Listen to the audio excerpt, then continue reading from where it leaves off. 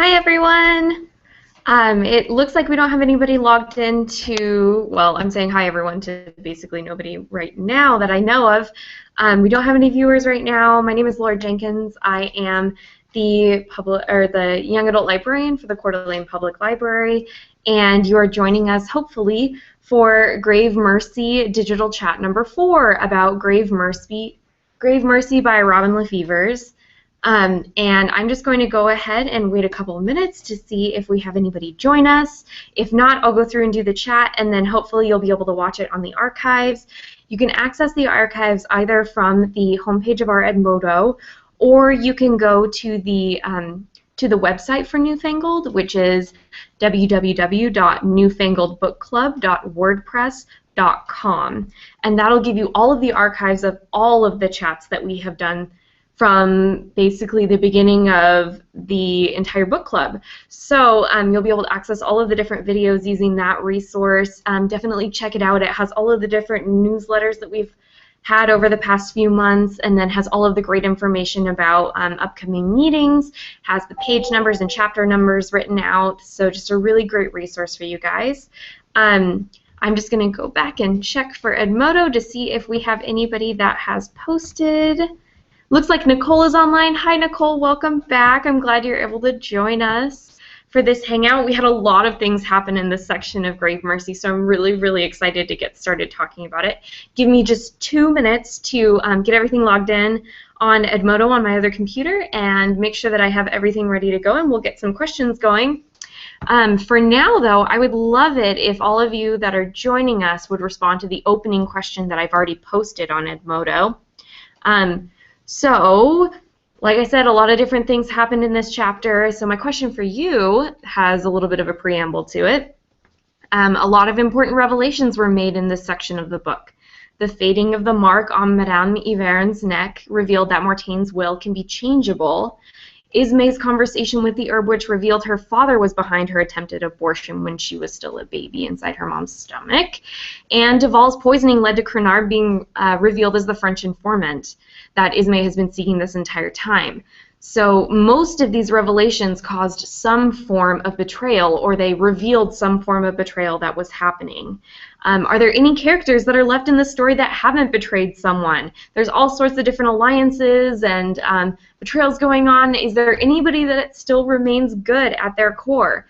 So go ahead and respond to that on Edmodo, and we'll get started in just 2 more minutes after I get everything set up.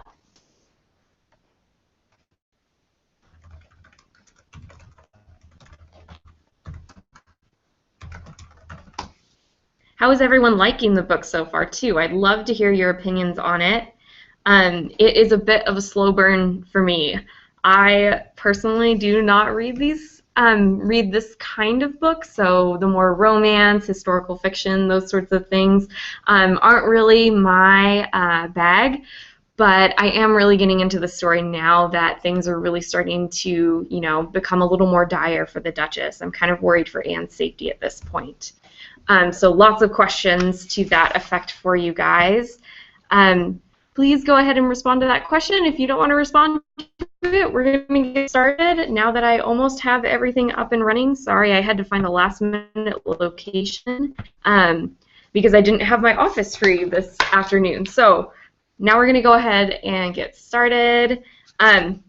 Just a reminder for all of you, this is a spoiler-free chat space.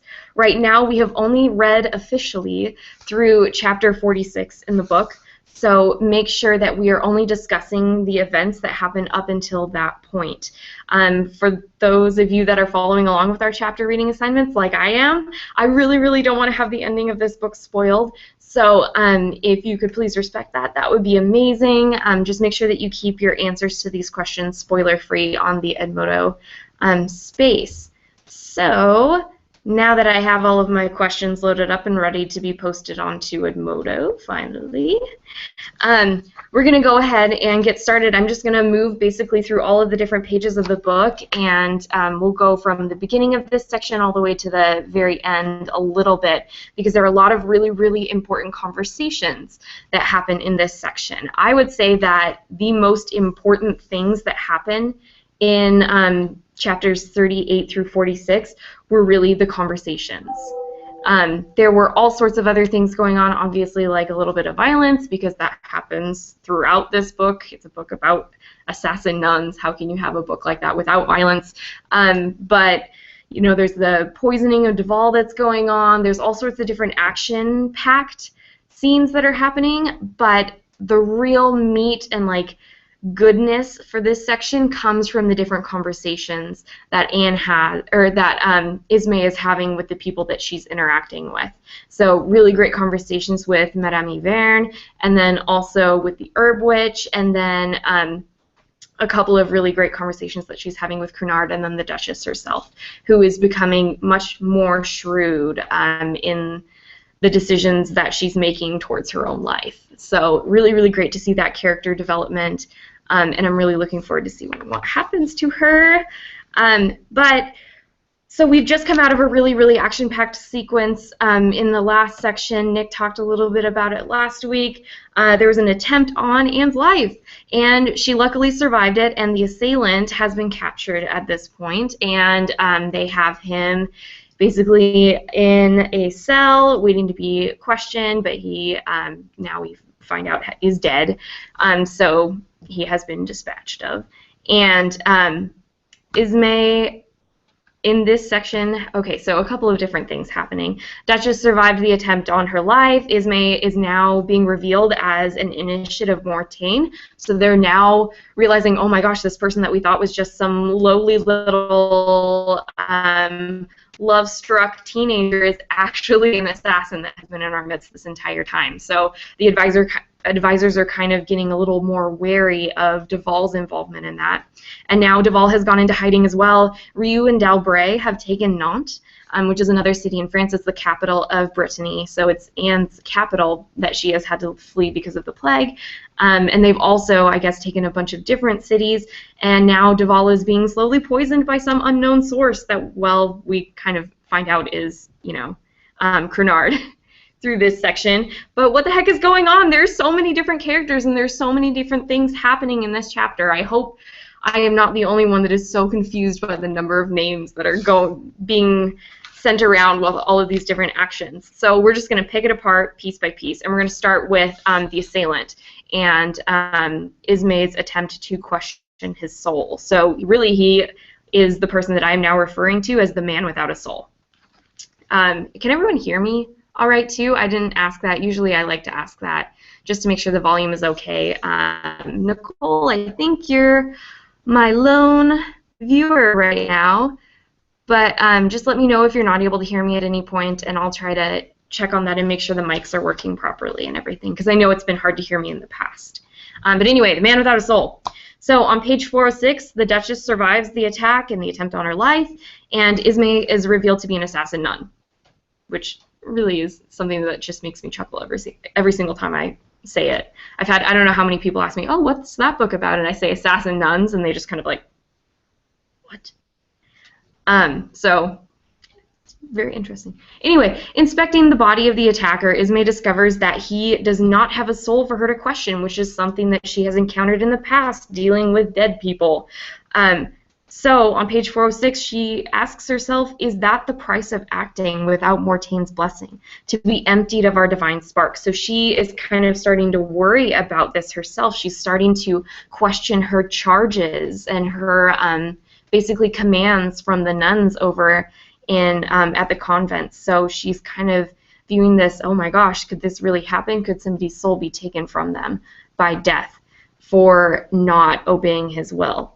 So what do you think is going on here? Does the attacker really have no soul, or do you think that someone else might be meddling with Ismay's investigation? Do you think that somebody else from the convent might be involved, or somebody else that knows some of Mortain's secrets and might have released the soul early so that she wouldn't have a chance to question it? That was something that I found myself thinking, like, oh, well, you know, she didn't really know that she had this power when she started out in the convent, so maybe that's what's going on. But then I think it's just too much of a coincidence that she isn't able to question this person that is so important to building her case.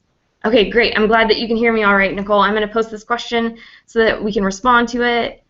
So basically just, what do you think's going on here? Let's see what else. Okay. Cool. All right. Moving on a little. On page 407, Ismay says, I have seen my own destiny now and know precisely what will happen to me if I step outside Mortaine's grace. So seeing what could happen to her if she disobeys Mortaine's will, why do you think later in this section she decides to not obey the orders to kill Madame Yverne and later Duval? What is prompting her to make those decisions, and do you think she's prepared to accept this consequence of basically losing her soul, or do you think she isn't acting entirely rationally? So that's another question that I have for you. I have a ton of questions today because I myself have a ton of questions about what's going on in the book. So just be prepared for a deluge of questions coming your way, Nicole. And let me just make sure that gets up on Edmodo, and then we'll keep going because we have a lot to talk about. And oh my gosh, we're almost halfway through already. Okay, so another big point of this chapter or this section was action versus introspection. And I don't know if you know what introspection is, but it basically is the opposite of action. It's thinking about things and basically holding them inside and taking time to process them. And action, obviously, is going to be acting on the decisions that you're making. Introspection is more like the deliberation process that comes before taking an action. So that was something that I found to be incredibly important in this chapter as well, because in the past we've seen that Ismay basically acts on instinct. She is just going to do what she is told, and she's not going to stop and think about it. But we're starting to see her questioning those decisions. She's starting to question the actions that she's being asked to take, hence the introspection. So the night after the assassination attempt, Dunois, I'm hoping that I'm pronouncing his name correctly, Dunois visits Duval and Ismay and lets them know that the rest of the Privy Council continued to meet after Duval called an end to the meeting, and that they are going to seek to arrest Duval, or at least put him under house arrest the next day.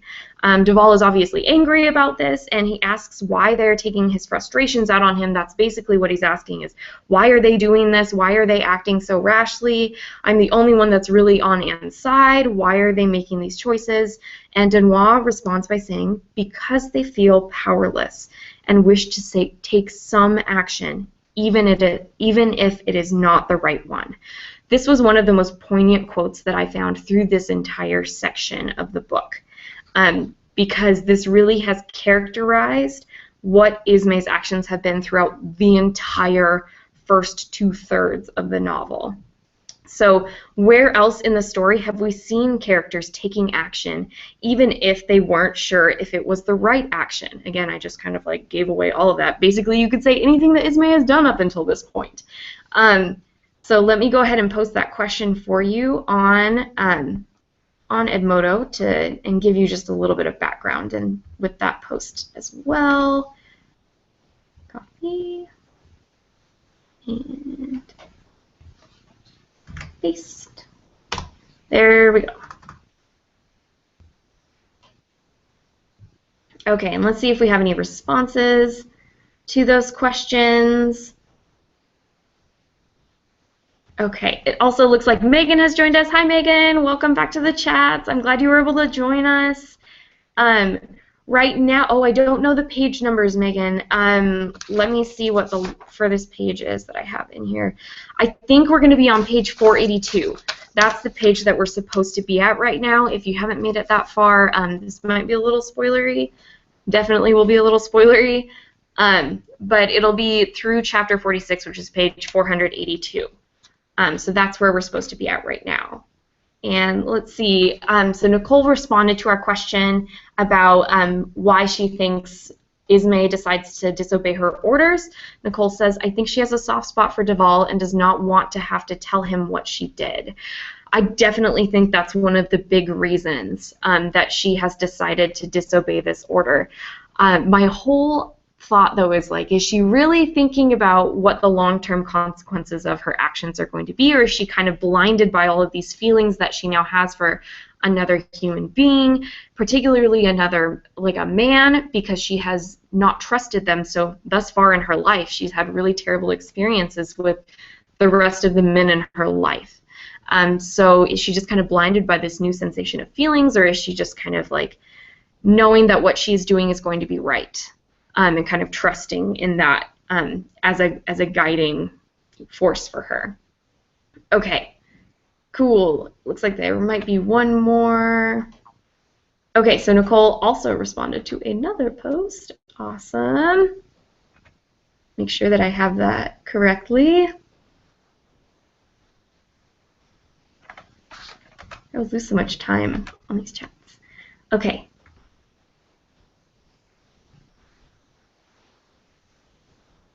It looks like, so I asked before, what do you think is going on here? Does the attacker really have no soul, or do you think someone is meddling with Ismay's investigation? And Nicole says that she thinks the attacker has a soul, but someone from the convent is trying to intervene with her investigation. So Nicole is on the same track as me. She thinks that someone is trying to meddle in what Ismay is trying to do for the Duchess right now. So you and I are right there together, Nicole. I think that something shady is going on, because I don't really think that there could be a man with no soul, especially since Ismay questioned the dead soul before. I can't remember which one it was, but it was the soul that attacked her. And that obviously was a bad human being as well, but he still had a soul. It just was violent. So I would think that something more like that would have happened. So, all right, let's keep going.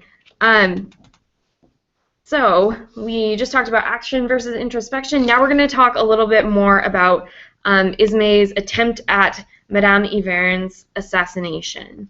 So Ismay is taking a long time deciding how to kill Madame Yvern after the order comes from the abbess, and when she goes to commit the murder, she has a conversation with Yvern instead of simply killing her. So she lights the candle and is going to poison her, is in the process of doing this, but Madame Yvern wakes up. And so Ismay kind of gets started on this poisoning process, but then in the meantime has a conversation with her instead of just jumping directly in and taking matters into her own hands and kind of going about it a more bloody way. This is an incredibly important conversation, particularly because it shows hesitation on Ismay's part. So why do you think she hesitates to kill Yvern? This is similar to a question that I already asked and that you already responded to, Nicole. But why do you think she hesitates to kill Yvern? And how does this assassination differ from the first one in the book? What do you think changed to make Ismay doubt her course of action? So let me just make sure those go up on Edmodo for you. Because I don't know if you thought back to that very first assassination where she was, I think it was the one in the tavern. She was basically told, okay, you're going to go here, you're going to kill this person, and even when an obstacle kind of came in her way in the form of Duval interfering, she still did not hesitate to complete her task. So how do you think this assassination attempt, where she's thinking about the victim, thinking about what the best form of death would be, thinking about how she can go about making this a better process, how is that differing from her literally just going in and strangling this guy? So go ahead and respond to that question on Edmodo. We're just going to keep buzzing right through because we're down to 10 minutes, of course, because I'm giving the chat and I always run out of time.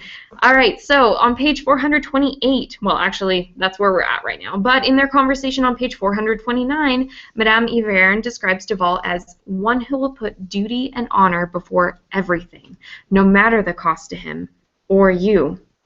Do you think this is true about Duval? And how far do you think he is willing to go to protect the Duchess? Do you think he would betray Ismay in order to protect Anne? Do you think he would kill Ismay in order to protect Anne?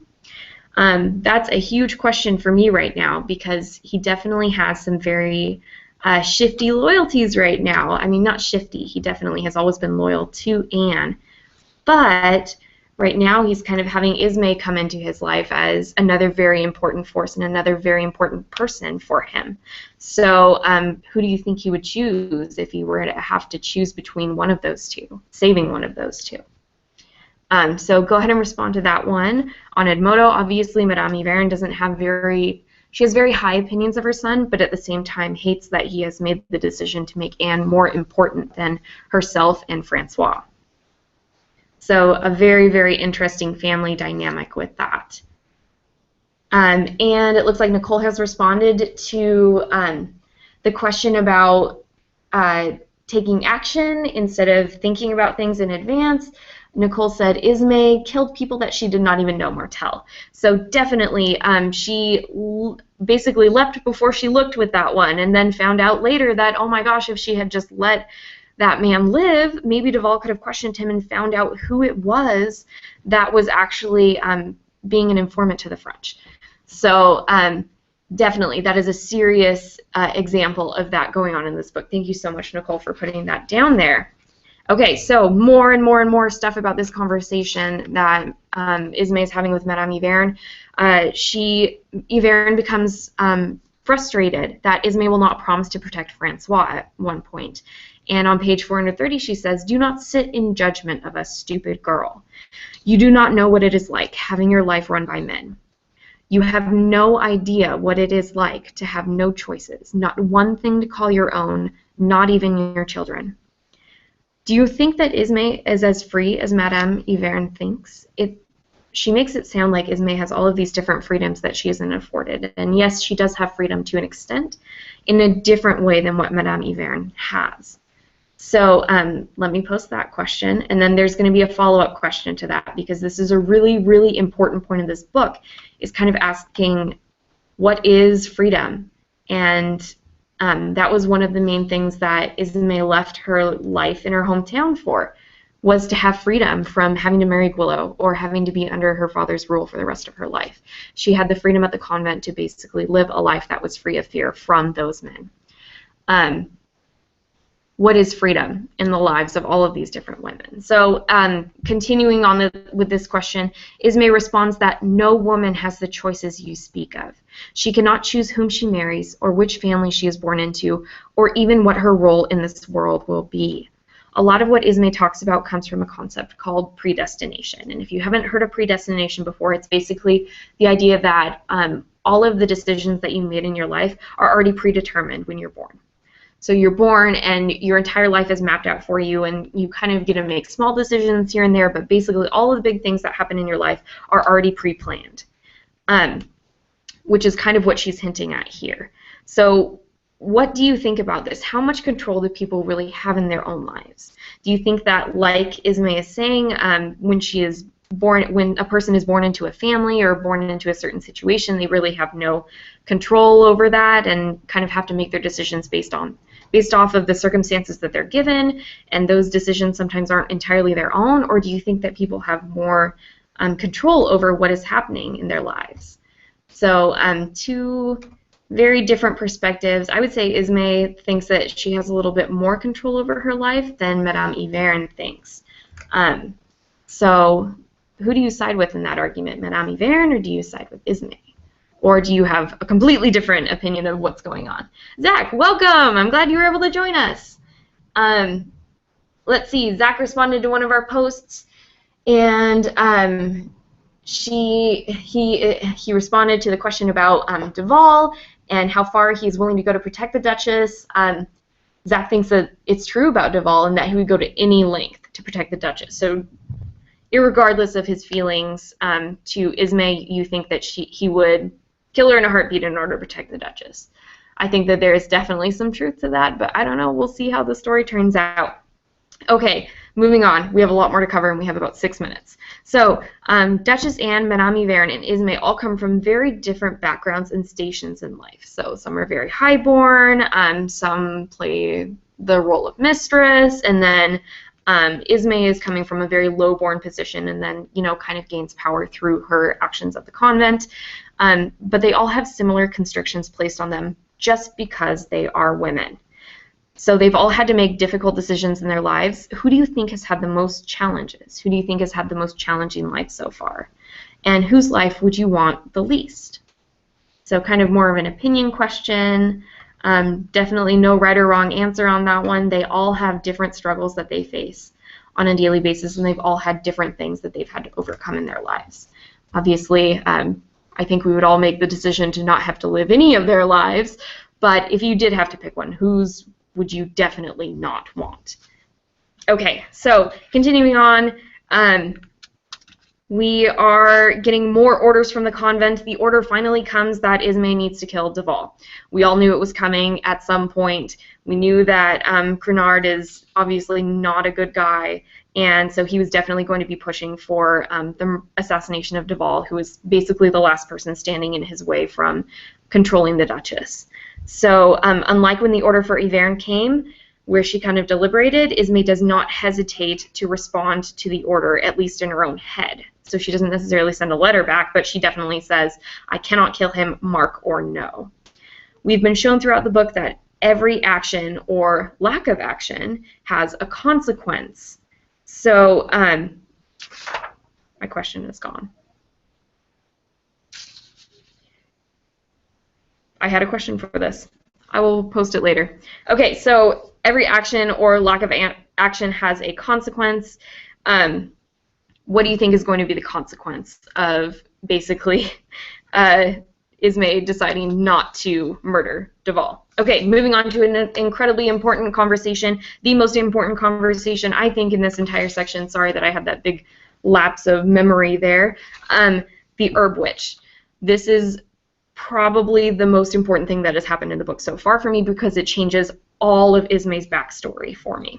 So after discovering that Duval is being poisoned, Ismay travels to her home to seek an antidote. She's looking for Bezoar from the Herb Witch that once helped her mother try to abort her.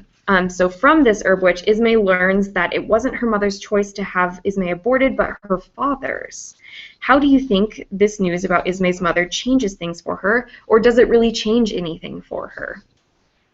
So that question will be put up on Edmodo in just 2 seconds. And then there's another really interesting thing that happens with the Herb Witch, actually several other interesting things, where she talks about how she, in her own way, is kind of a handmaiden of death. So another really interesting thing revealed, that of death personified. If you haven't studied personification in literature yet, here's just a little brief definition for you. Personification means representing a non-human thing as if it were human. So something like death, which obviously is not a human form, but is being treated in this situation as though it were human. It could live and interact and kind of like work with the Herb Witch and then also with other people in the story, particularly Ismay's mother, who it is said she lie with death in order to conceive Ismay. So kind of seeing personification, kind of wondering, well, how is it that death itself could conceive a child? So the Herb Witch reveals to Ismay on page 460, you think those nuns are the only ones who know death? What do you think I do all day besides dance with him, bartering for a life here, a few extra months there, chasing him from this old man's lungs or that young boy's fevered brain? No, the convent is not the only one to partner with death. The way the Herb Witch talks about death is very different from how the nuns at the convent talk about him. In what ways are their ideas of death similar, and how are they different? Why do you think death in the story is referred to as a he? Is there a purpose behind that, or do you think the author intentionally made death into a man in the story? So that really makes you think about, what is the difference between men and women in the story? What is the difference between the level of power in a man versus the level of power in a woman in this story? So think about that when you're coming up with your answer for this question. And let me make sure that gets put up on Edmodo for you guys. We might go just a couple of minutes over, so I'm sorry about that. There's just tons of really great stuff to talk about in this section. Okay, so another really, really interesting thing that the Herb Witch says is, after telling Ismay she can't help her ward off Duval's poisoning, the Herb Witch bids goodbye, saying, it is a dark god you serve, daughter, but remember, he is not without mercy. What does this mean? And how is it that death can be merciful? Usually death is viewed as this end-all be-all, like you are either dead or you are still living and able to make choices. So how is it that death can be merciful? What is she trying to say in this statement? So let me just go ahead and put that up there. And in thinking about that question, think about what some of the different consequences are going to be for Ismay as she goes about carrying out death's orders or Mortaine's orders. Okay, we're going to wrap up. The Privy Council and the Duchess at the very end of this section make plans to seek help from Ryu, who previously had betrayed her. And they are planning to ride to Nantes after learning that many of the different cities in Brittany have fallen. Ismay chooses to include Crenard in these plans, despite knowing that he is a traitor to the Duchess. So why do you think Ismay doesn't reveal Crenard for the traitor he is? Why does she continue to include him in these conversations when she knows that this information could very well be leaked? What do you think is going to happen with that? So that is my last question that I am going to leave you with for our chat today. Again, I'm sorry that I'm going a couple minutes over this time. Just a couple more announcements for everyone. This is our last digital chat for Grave Mercy. Our next meeting is going to be next Thursday, December 17th from 4:30 to 5:30 at the Hayden Public Library. We are going to be having an ugly Christmas discussion, ugly Christmas sweater, ugly holiday sweater discussion of Grave Mercy. So you are invited to wear your most festive, most hideous sweater to our chat next week. We're going to be having holiday treats like hot cocoa and apple cider and cookies and all sorts of other things that we won't tell you about yet. And then a couple of other things. January, February, March, we are going to be doing book-to-movie discussions. And our very first one, we would like to have the book selected in the next few days so that we can get everything ordered for you guys.